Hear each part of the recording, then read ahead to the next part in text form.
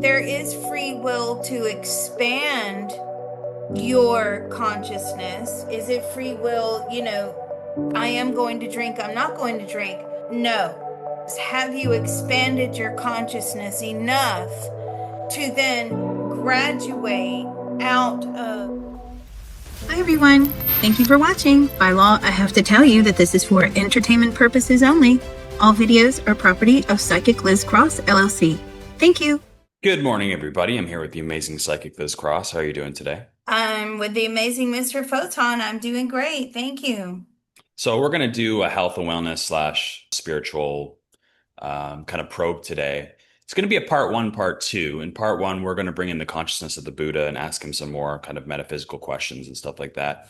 And then the second part of this video, we have a bunch of questions from our members specific to health and wellness. So usually once a month, we go through a bunch of things that people have requested, and we're going to bring, continue our conversation with the Buddha there as well. So we hope you can join us for that. But let's get into this. I wonder if you can bring in the Buddha consciousness or that entity that we would know as the Buddha. Yes, sure. What would you like to know? So we've probed the Buddha quite a few times in the past, historically and metaphysically as well. So I think today's going to be more on the metaphysical side. But let's start off with let's get right into it. What is awareness perspective? Oh, okay. Bang, right out of the gate. Let's What get is right into it. awareness is a knowing that something exists. Okay. And is it something that I can attain more, or not just me, but anybody can attain more of, or is it programmed into our soul contract? How much? Mm. Or is it like a capacity? Is it a capacity? I mean, yes, it is a capacity. Is it something that's already programmed in? Yes. Is it something we can expand upon? Yes, yes to all three of those. So to clarify that, when we come in and incarnate here in a specific lifetime, we have a certain capacity of an amount of awareness we can achieve. So it is set in stone what our lowest and highest could be, but we can move within that capacity. Is that correct? It's set in stone, but we can move in that. Yes, yes. That's one thing that we know is not definitely set in stone, which is the flexibility of the consciousness, the physical, mind consciousness. There's flexibility there. Now, would we say that there's free will there? There is free will to expand your consciousness, yes. But if it's like, is it free will of I'm an addict and I say I'm an alcoholic and is it free will, I am going to drink, I'm not going to drink? No. That not isn't necessarily free will at that point. It's basically the free will in that statement would be, have you expanded your awareness? Have you expanded your consciousness enough to then graduate out of being an addict, right? If And that makes sense. that does make sense. And sometimes I would imagine that happens in this lifetime, and sometimes maybe those effects carry on to the next lifetime to help you. Is that correct?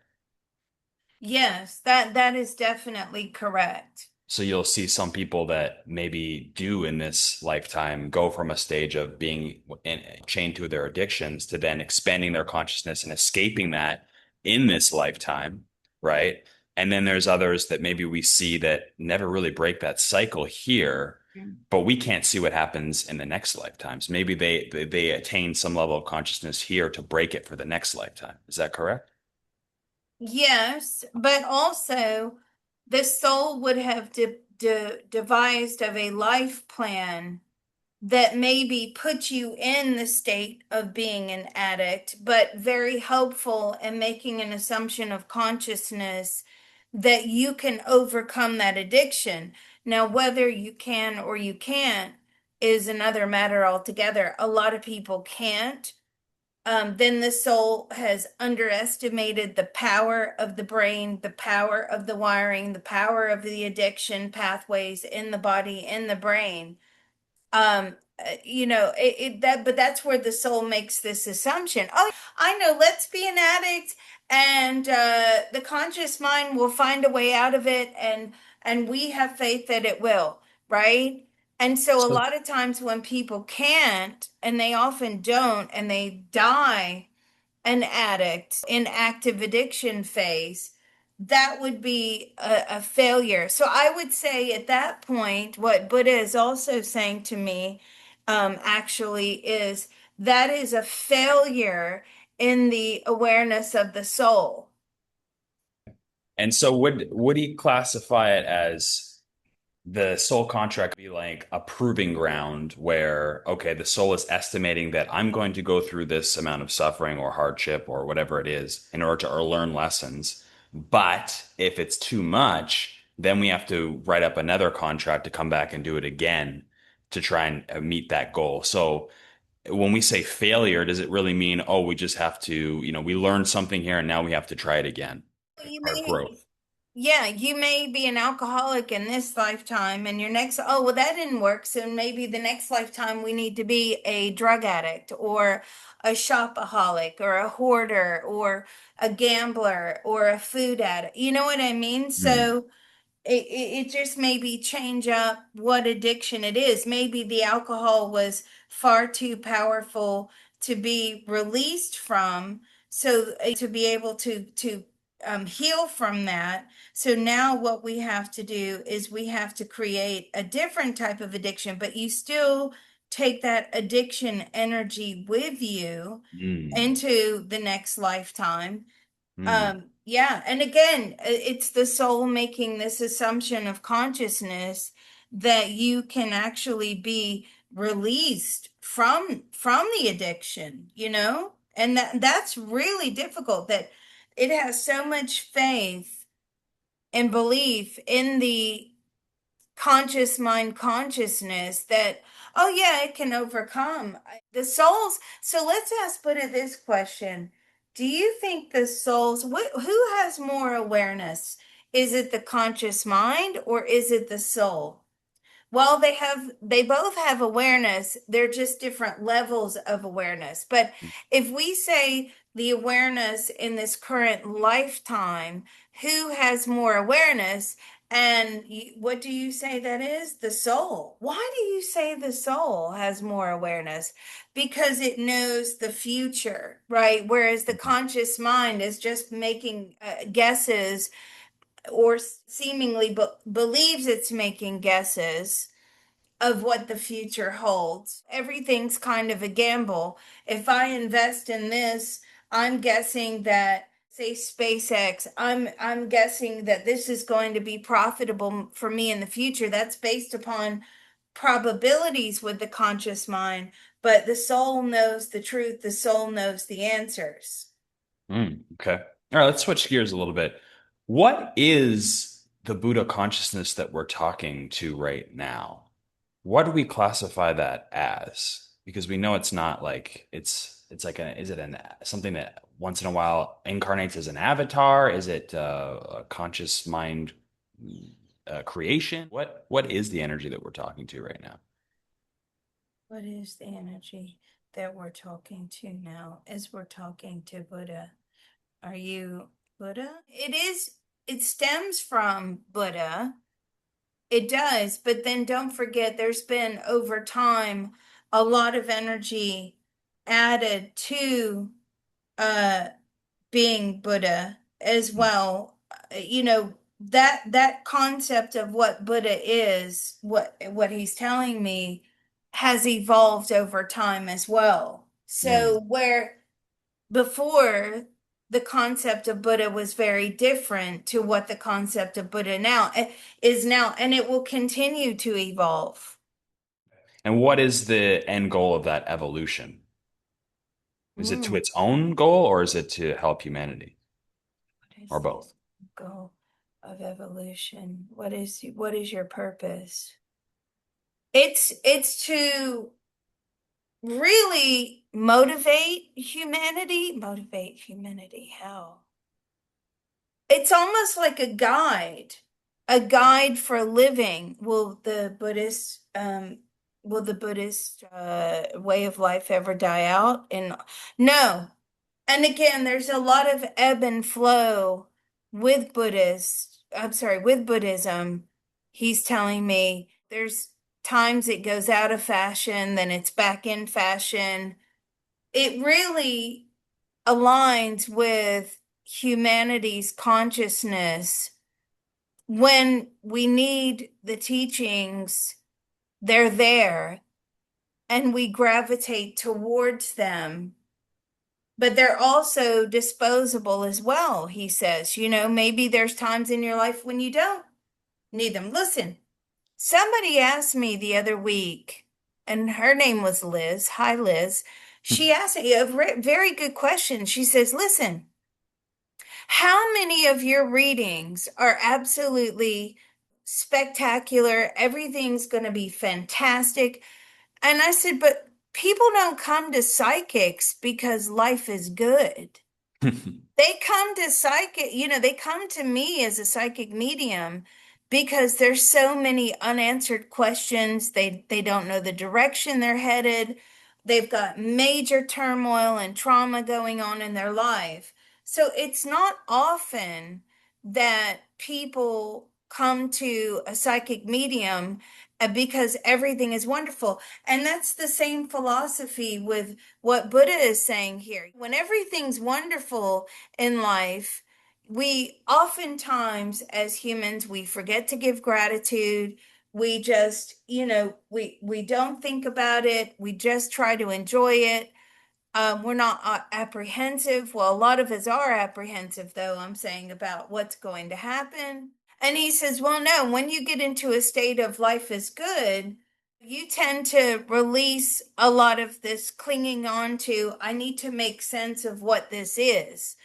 But it's when life, throws you lemons, essentially, that's when you need the teachings of Buddha.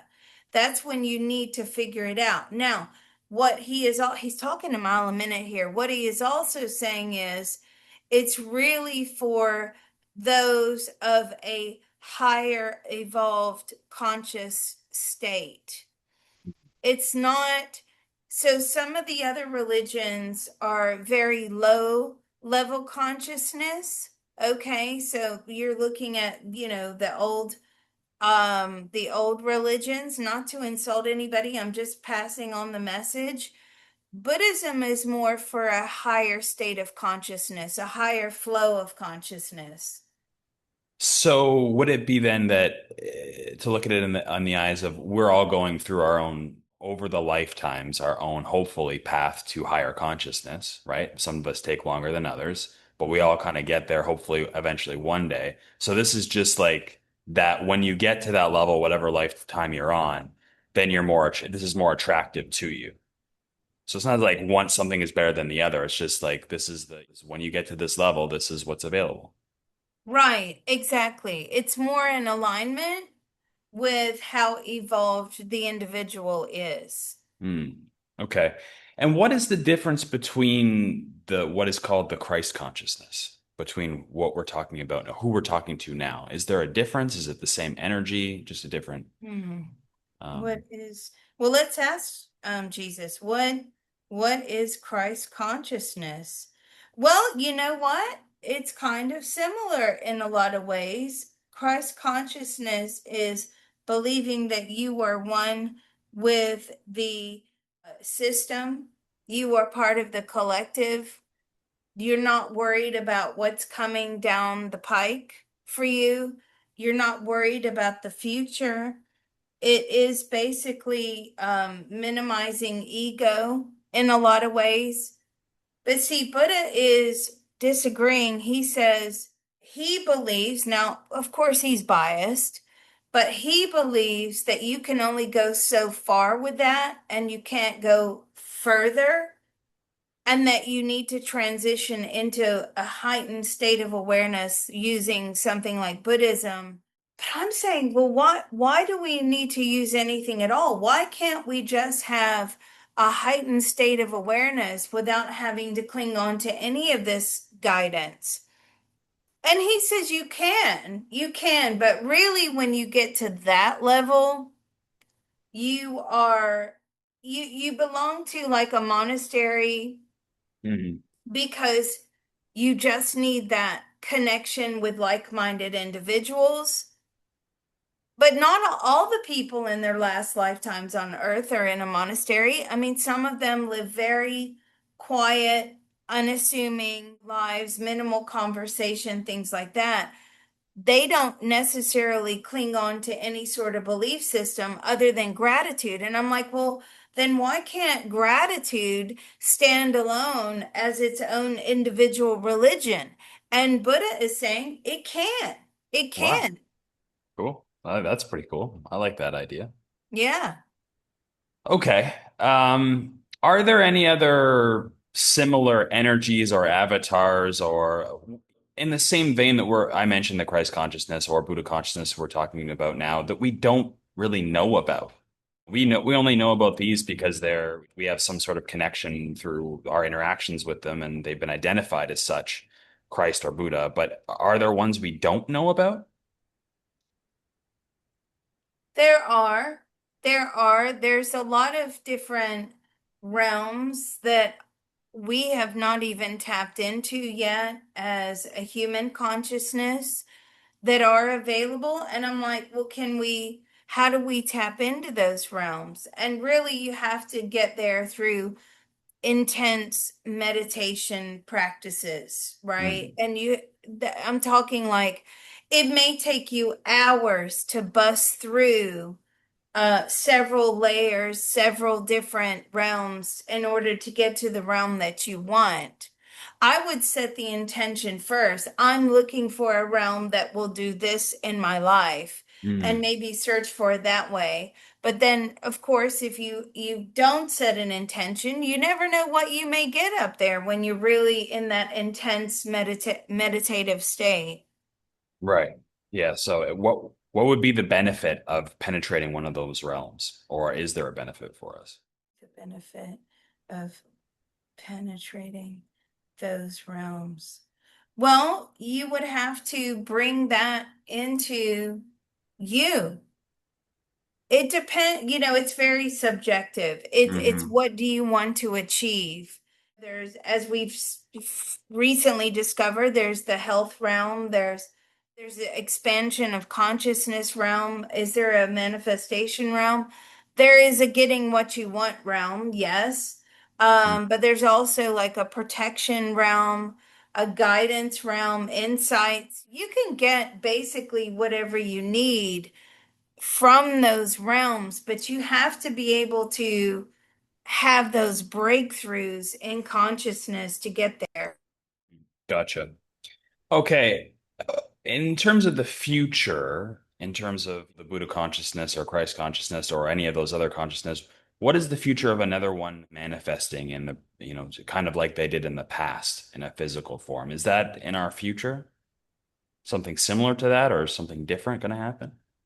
I'm sorry, I'm confused by that question. Could So, you? okay, so let's say just take Buddha for an example. Will he reincarnate back into a body that we would recognize as the Buddha or something similar? I mean, would you reincarnate? No, as in physically reincarnate on the earth plane, or are you talking about like if we move out into the future, which he said we're not going to let go of Buddhism? In the future, there will always be elements of Buddhism on the earth plane that are active. Or do you mean that if Buddhism died out, that he would have to reincarnate into another energy in order for us to connect with? Oh, well, I wasn't even thinking of that, but Oh, sure, you can ask that if you want. It sounds interesting. no. Would you do that? No, he says no because it would be, that's a good question, isn't it? It would be like starting all over again Mm. and having to gain knowledge and wisdom. He would really need to be active on the earth plane to gain wisdom. So let's ask this question. Do we only gain knowledge, wisdom, and consciousness expansion here on the earth plane? Primarily, yes. And that's why he's going through that evolution. Is that correct? Is that why you're going through the evolution? Yes, because he's also evolving with our consciousness here, right? He has Mm. to remain trendy, if you want to use that word. He has to keep in with the trend. Uh, He's very, very flexible in that way. okay. He can keep in with the trend. I really believe, I have a question. Mm. So, Buddhists are often vegan. Are we as a species, human species, and by way of the government, are we going more vegan? Yes, we are. I knew that. I knew that. Let's So, define our terms again on this one. So, what do we mean by vegan? Because there's vegan, there's vegetarian, there's people that eat fish but not red meat. What do we mean when we say that? I think we need to clarify that. no animal products, he says. Oh, what's The problem with the fish is they're going to put restrictions on the amount you can fish. mm, Okay? And what else are they? They really just going forward, they really just do not want humans consuming animal products. right? The government, we're saying. Yes. Right. Okay. Yeah, How that many years out into the future? Now we're looking overall, this is going to go on for hundreds of years, the evolution of eating, but it's for health as well. Look, if you've got no jobs and you've got people on welfare or universal basic income, and now you have to have some sort of government health system, he says that they are going to find a way to eliminate the animal products from the diet to save the money as well. but is that really going to be the most healthy option for the body? Is that right? Yes, because they'll make like supplementary pills and things like that. Now, we have probed in the past that the supplementary pills are not the same as the actual food itself, the Hmm. actual plant itself, the actual whatever animal product itself. So Sure. will it get to a level that it is equivalent? When we get to a level. For the most part, yes. But you're looking at like a good 300 to 400 years out. Oh, okay. Yeah, this I can is believe this is that. the right, which will be your next incarnation, if not two down the line. Right. But yeah, that's where we're headed. Gotcha. Okay, makes sense. But he Um, likes that. He actually quite likes that. what does he like about it in particular? What do you like about it? Ooh. He actually quite likes the fact that it releases us from the karmic loop of consuming other animal beings in order to, sustain ourselves. Mm, Because you do create a karmic loop. It may be very small, um, because that's the nature of the system we're in. But I'm like, yeah, but even plants and fruit and vegetables, they all have souls. Yes, they do. And so does that create a negative karmic loop? No, not as bad as the slaughter. He's saying it's the slaughter that creates the negative karmic loop. So is it us that is consuming the animal products? That negative loop is smaller, but what about those that work in slaughterhouses? Now, that karmic loop is huge. interesting. Okay. Well, that's very interesting thought. And so, but when you're cultivating plants, for instance, right now, if you were to be 100% even just vegetarian, not even vegan, you're still relying on factory farming to feed everyone, right? The 6 billion people on Earth. And so there's collateral damage from farming, right? In the act of farming, you're destroying ecosystems, you're plowing the field, you're destroying microorganisms, bunnies, all the little things that live there, insects and everything. So even from that perspective, it's not zero suffering.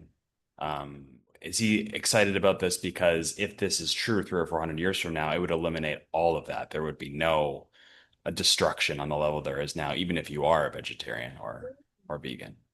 Is that what So he's? is that what you're excited about? The fact that there will be, I mean, it releases a lot of that karmic debt. We're not creating as much. Will we still be building? Yes, but of course, we're going to go into land shortages, things like that Mm, as well. So most of the buildings are going to be built upwards, meaning more like skyscrapers, tall apartment buildings, things like that, as opposed to just being spread out. But that's a long way off at the moment. mm. At the moment, they're still just using lots of available land. They will the government, they will eventually stop that through. See, here's the other thing. Once you're on universal basic income and you've got a majority of your population living on that, they're silent, aren't they? There's nothing they can do or say.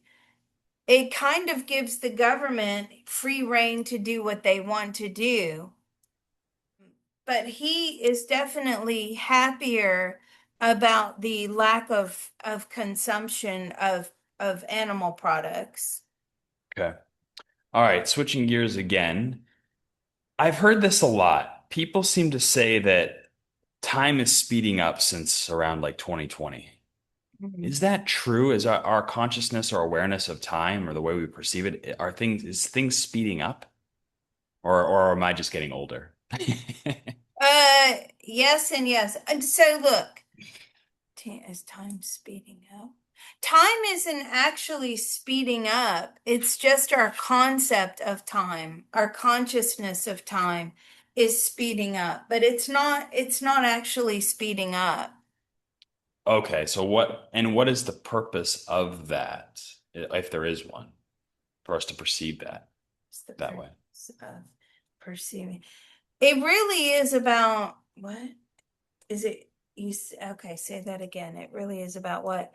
It's about consumption of information. Mm, Whereas if you think even 1,000 years ago, what sort of information were you consuming? Well, apart from maybe some religious texts, you weren't consuming much, maybe farming methods and how to maintain animals and things like that. But we weren't consuming information on the level that we are now, which mm. makes us have this consciousness perceptional shift that time is actually speeding up. Now, would he say that's beneficial or not beneficial to our growth? Or is it both? Is it? Benefit. He says, is it it's both.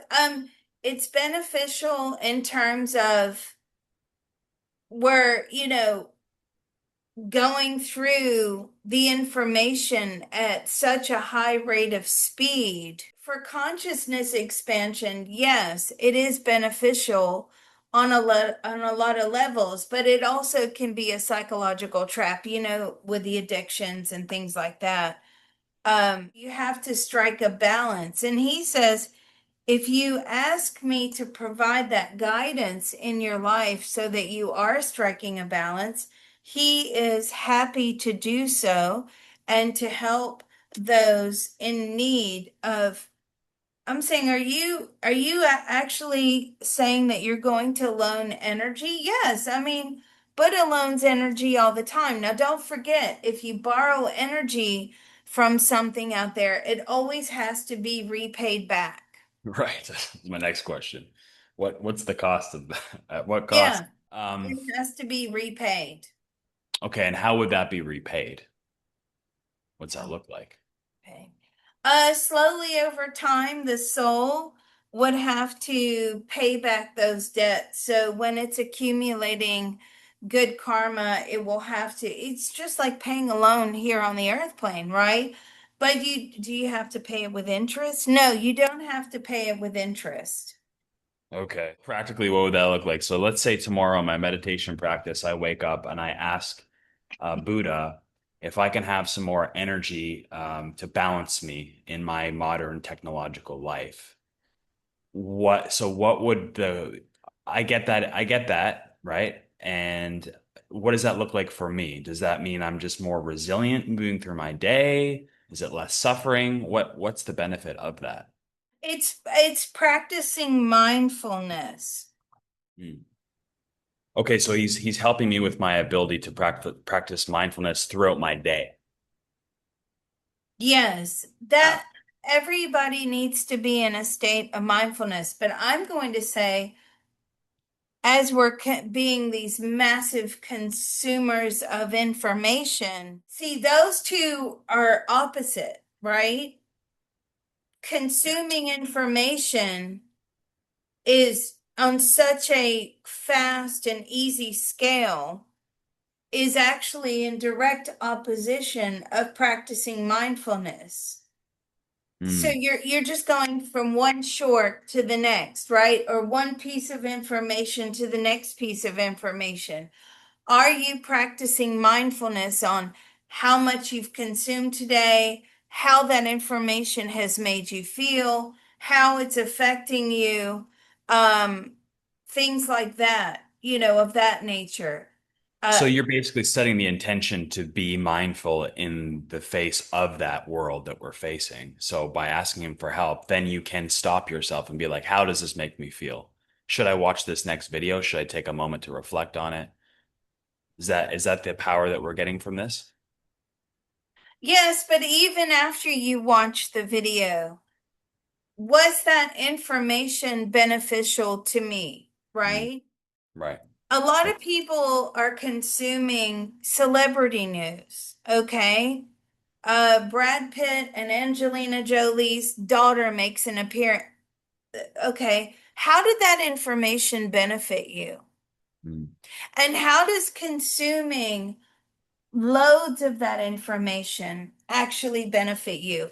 It's not the same as someone who is famous, like, say, we took it to the point of Angelina Jolie wrote a biography and was talking about her struggles on a deeply personal level. That has a whole different benefit and connection of purpose than does just consuming what this person wore out in public. Best dressed, worst dressed. These people turned up. This one's getting a divorce. You know what I mean? Like that kind of stuff. right. Fair enough. Okay, I think what we're going to do now is we're going to bring it over to part two, where I want to ask Buddha some more deeper questions. The biggest question that I always ask, what is the meaning of life? Do we have free will? We've asked these things more times, but I like to get different perspectives and different angles on them. And of course, we're going to ask some questions about health as well. We're going to go through a bunch of different things that our members have requested on our Discord of Mhm. specific health practices and different things that they're interested in. We do that every once in a while for our members. So if you want to join up to our Patreon, you can have access to all the member content that we do have, many different subjects from spiritual health, financial as well. And we just have a great community over there as well. You get to interact with people like myself and ask questions too. It's a few dollars a month to support our channel. We don't have any advertisers right now as well. So we rely on the support from you. And guys, if you don't have any, if you can't afford to subscribe, we would really appreciate it if you subscribe to the channel. A like goes a lot way. A bell notification goes a lot way. If you're not subscribed, please subscribe. We definitely appreciate that also. So whatever you can do, we would love it if you can do that for us.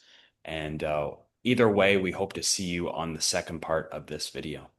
Yeah, I'm excited. We've already learned so much already. Let's see what else we're going to learn. Thank you so much. Thank And you. don't forget, Mr. Photon does have a tip jar listed down below.